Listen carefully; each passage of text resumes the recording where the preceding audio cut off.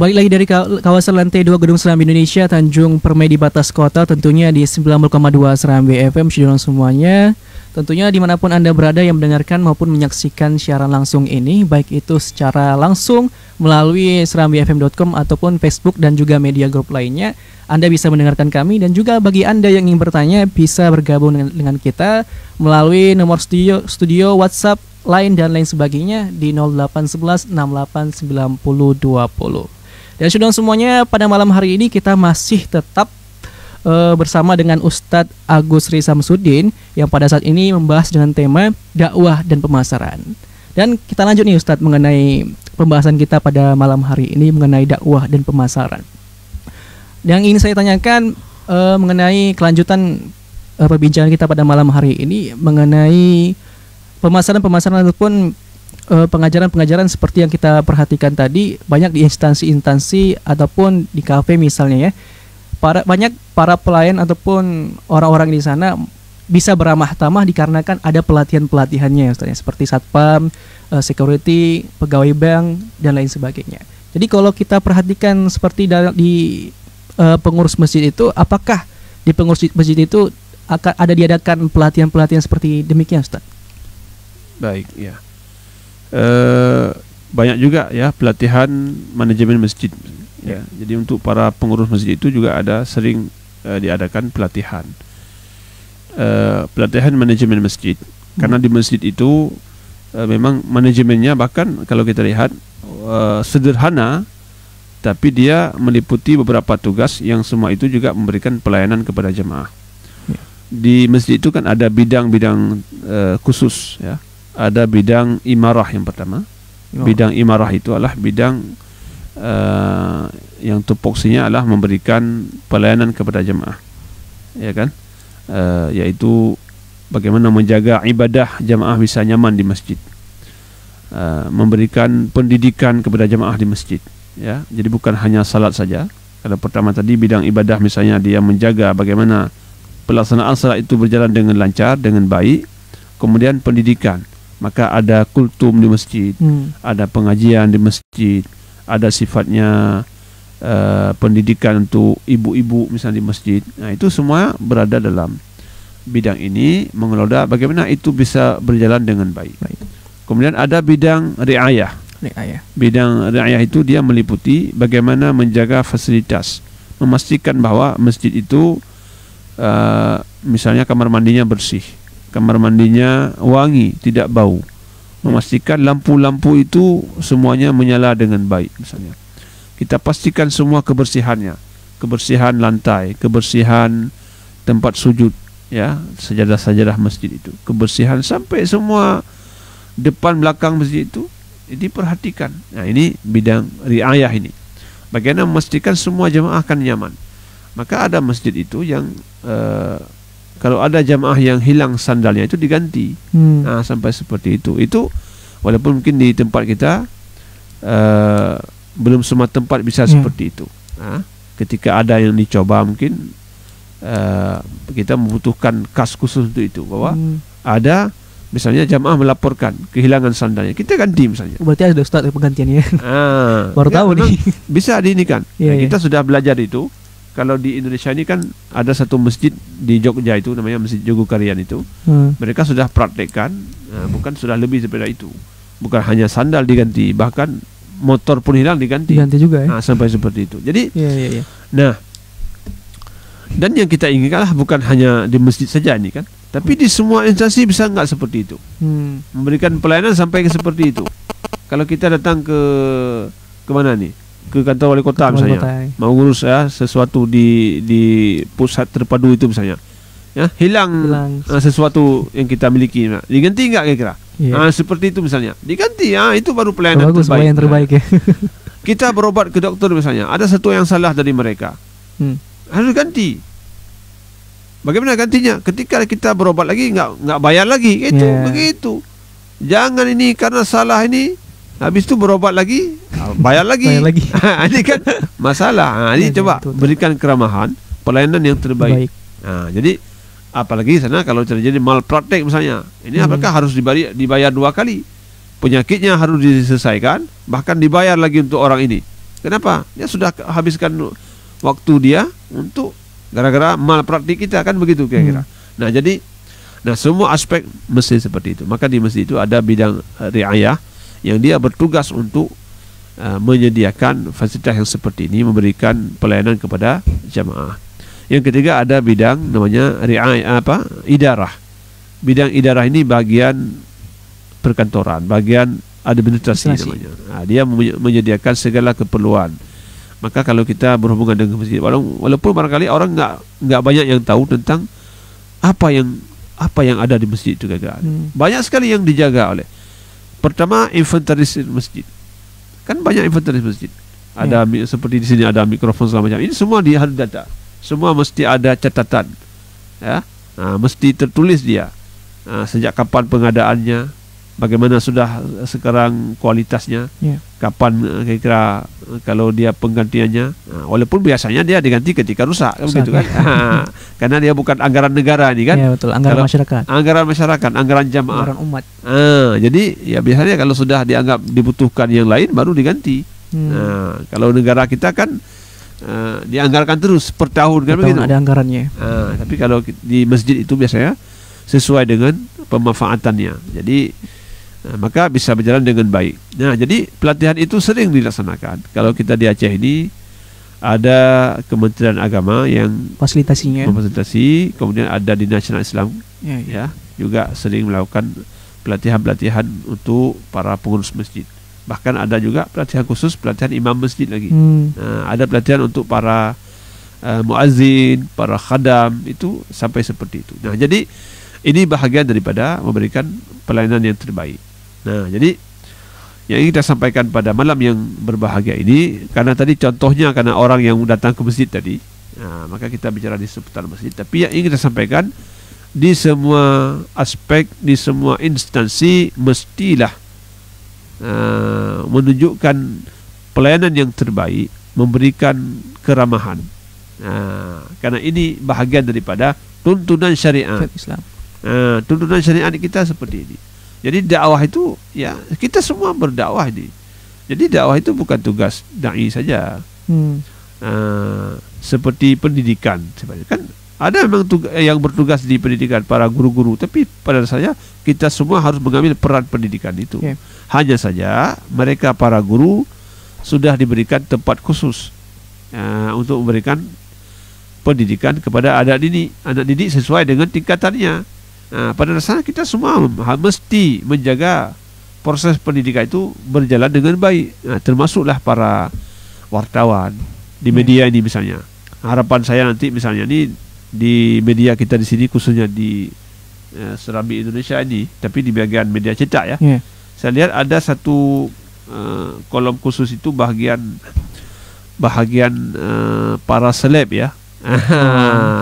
Hari-hari itu ada selalu kehidupan si A misalnya, betul. Kehidupan si B ya. Maka kalau kita boleh menyarankan ditingkatkan nanti ini. Nanti kalau orang sudah menari ini, sudah setiap hari melihat ini berita ini di Serambi Indonesia ini, kalau boleh nanti buatlah tokoh-tokoh di sini. Apakah tokoh pendidikan, tokoh kesenian, Islam, tokoh pers, tokoh olahraga, nggak apa-apa lah, boleh lah. Tapi jangan orang-orang yang nggak benar kehidupannya. Jangan artis-artis yang nggak boleh dicontoh pun dibuat di situ. Tapi orang-orang yang boleh dicontoh. Apakah karena riwayat pendidikannya bagus, atau pekerjaannya yang mesti kita contoh, atau apapun, atau dalam keluarganya dia menjadi orang yang paling baik misalnya. Ataupun selebritis yang ada basic pendidikan yang mumpuni ya Ustaz. Ya, seperti yang itu. Bisa dibanggakan. Ya, begitu. Betul. Jadi maksud saya bukan nggak boleh selebriti, tapi jangan sampai orang-orang yang nggak boleh contoh itu aja. Betul. Jangan sampai ini kita lihat ada perempuan dia sudah kawin tapi nggak pernah menikah, misalnya kan. Ini tidak boleh jadi contoh dia. Walaupun dia mau apa misalnya ada satu kebaikan dia misalnya, tapi bukan di sini tempat dia. Jadi berilah ini contoh-contoh yang terbaik yang bisa diikuti oleh banyak orang ya, terutama anak-anak muda ini yang mereka menginspirasi mereka misalnya. Jadi ini saran, karena ini kita menjalankan misi dakwah juga. Kalau kita nak menjalankan misi dakwah kita, maka kita akan hanyut dalam dakwah orang lain. Seperti yang saya sampaikan tadi, cerita-cerita model tadi itu yang dari grup ke grup itu dibuat per semester itu, saya melihatnya bahwa mereka terukur dan sistematis tadi. Selalu ada cerita seperti itu, dan ini menjauhkan kita dari satu sisi kebaikan yang sedang kita jalani ini. Mereka buat cerita lain, seperti dibuat begini, untuk apa berhijab tu? Yang penting kan hatinya. Itu ada satu nilai yang ingin dapat. Jadi seakan-akan hati ini lebih penting, jilbab itu enggak penting. Padahal sama-sama penting. Sama-sama penting. Semua mesti menjaga hati, semua juga mesti menjaga aurat bagi perempuan misalnya, atau laki-laki juga begitu. Ini soalnya membenarkan yang satu, menyalahkan yang lain. Ini yang ingin kita luruskan. Maka semua orang begitu. Kita enggak mau di masjid tu. Di masjid orang sering ribut. Ada khilafiyah misalnya. Sering orang pertentangkan ini itu masjid. Seolah-olah tempat lain enggak ada khilafiyah. Enggak ada perdebatan. Tempat ini banyak. Di semua tempat ada perdebatan. Di mana ada tempat perdebatan? Main bola. Ada perdebatan. Ada perdebatan. Banyak orang bahkan berkelahi.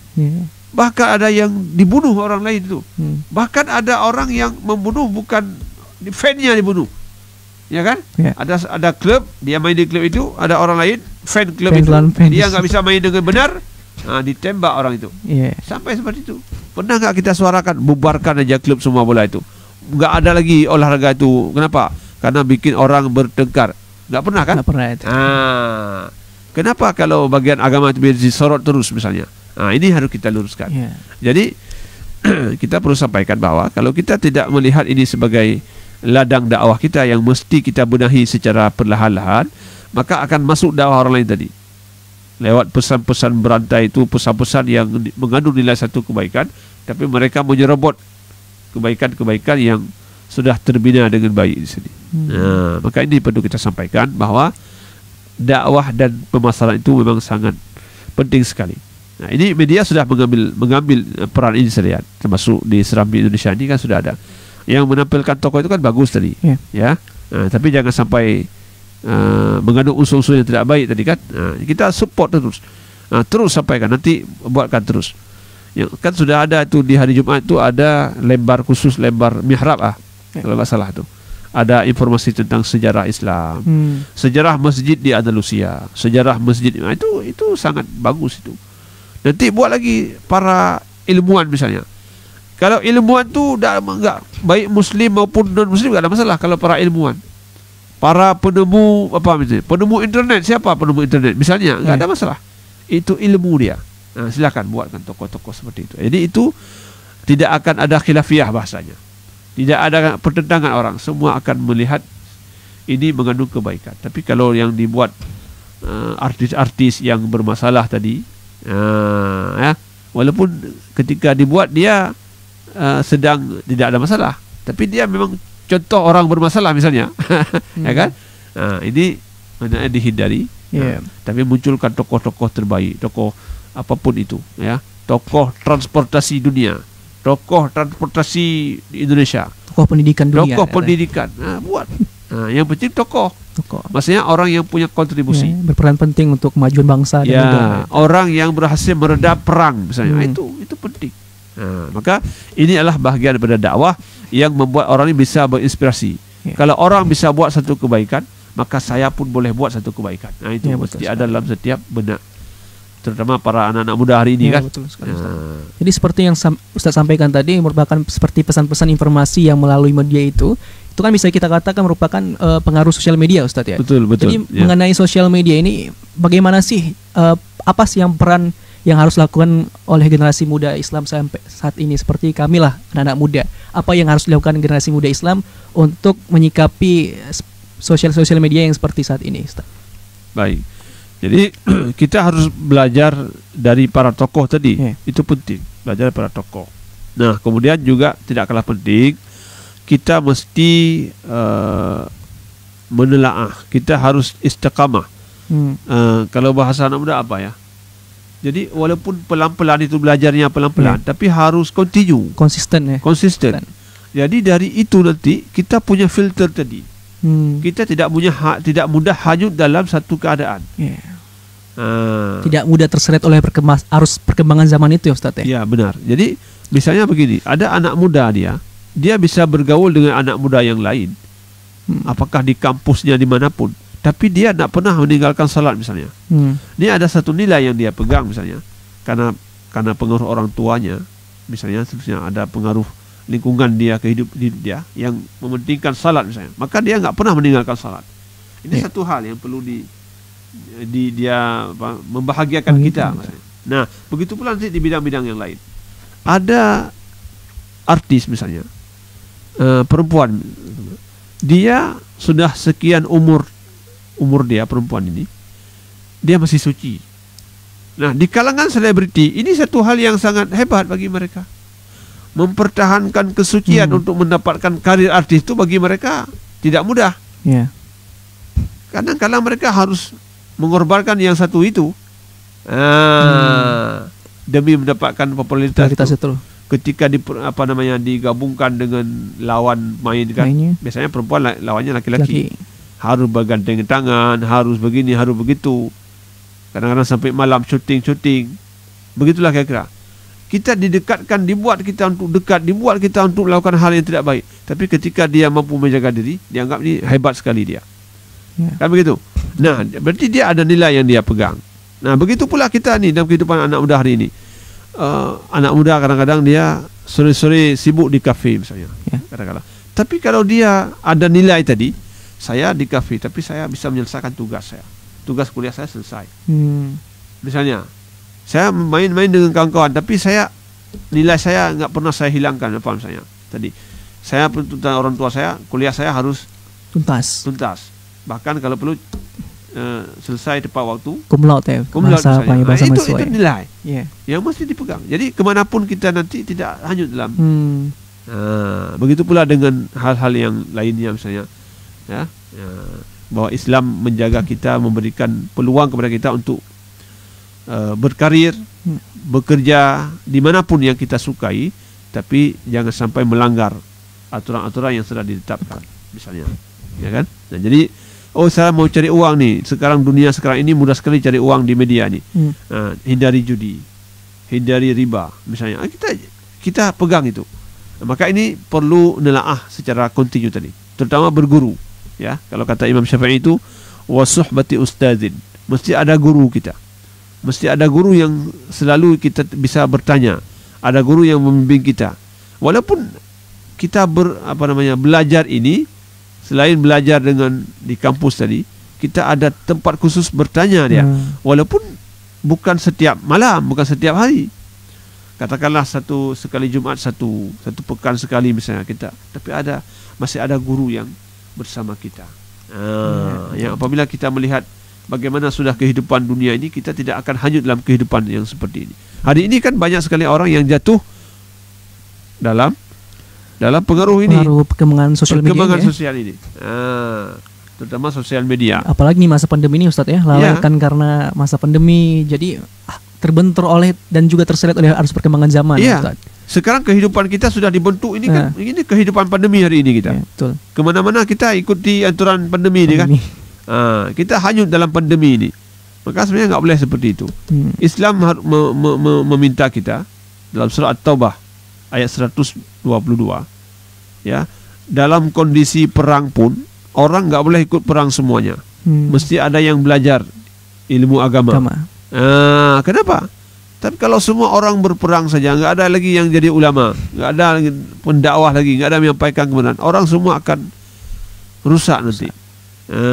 Ketika dia jadi para pembela negara yang saya yang berperang, saya begini begitu, ini tanah saya, ini akhirnya dia berbuat nggak baik kalau tidak ada yang menyampaikan mana yang benar, bahwa kita berperang bukan karena harta kita berperang membela agama, kita berperang untuk melawan penjajah.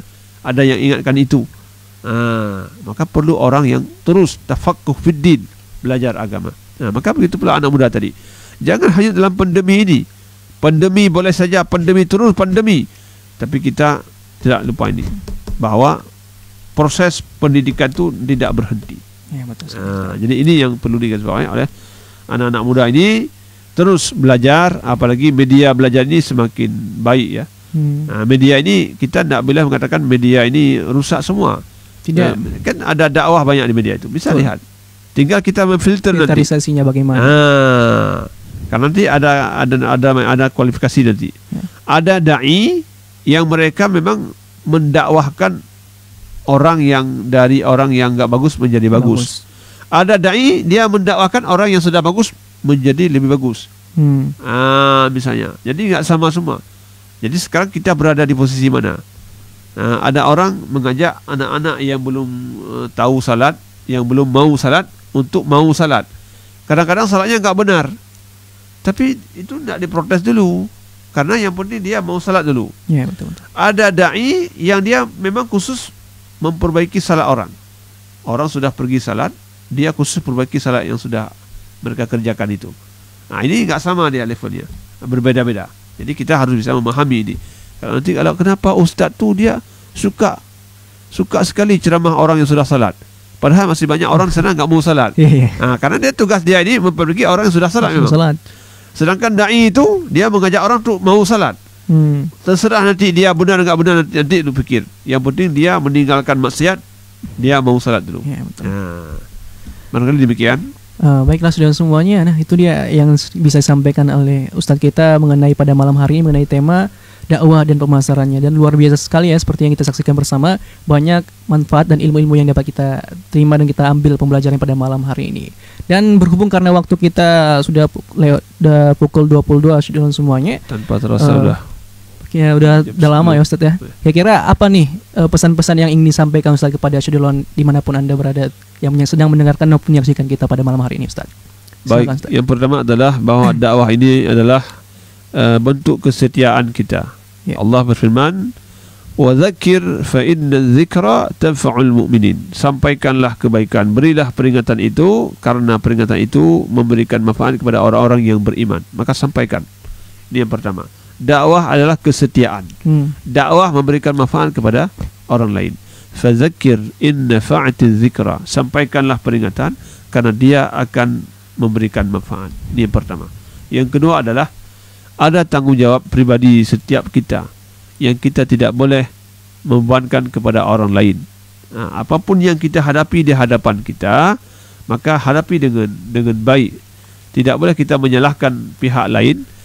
Kalau ada sesuatu yang keliru, lalu kita melakukan kejahatan-kejahatan di luar itu misalnya, untuk membenarkan bahwa karena ada kesalahan di pihak lain.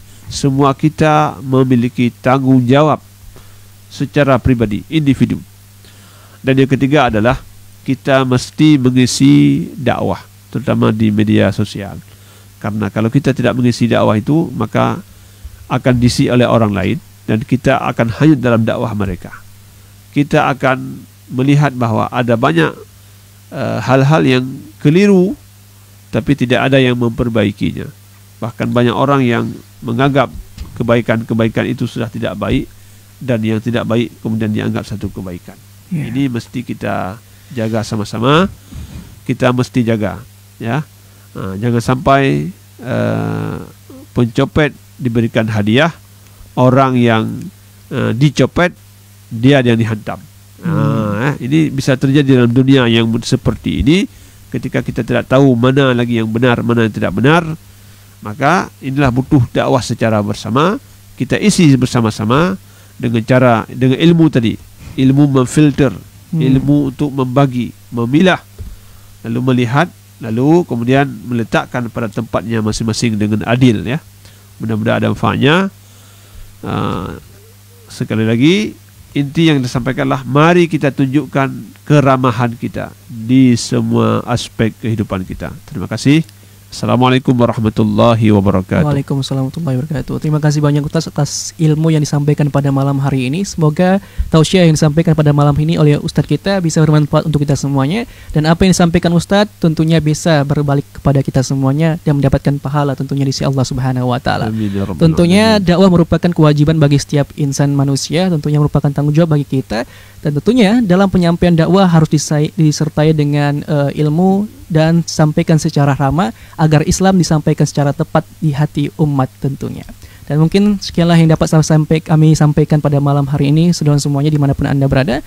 Semoga ilmu ini yang disampaikan bermanfaat untuk kita semuanya. Dan terakhir dari kami, Assalamualaikum warahmatullahi wabarakatuh.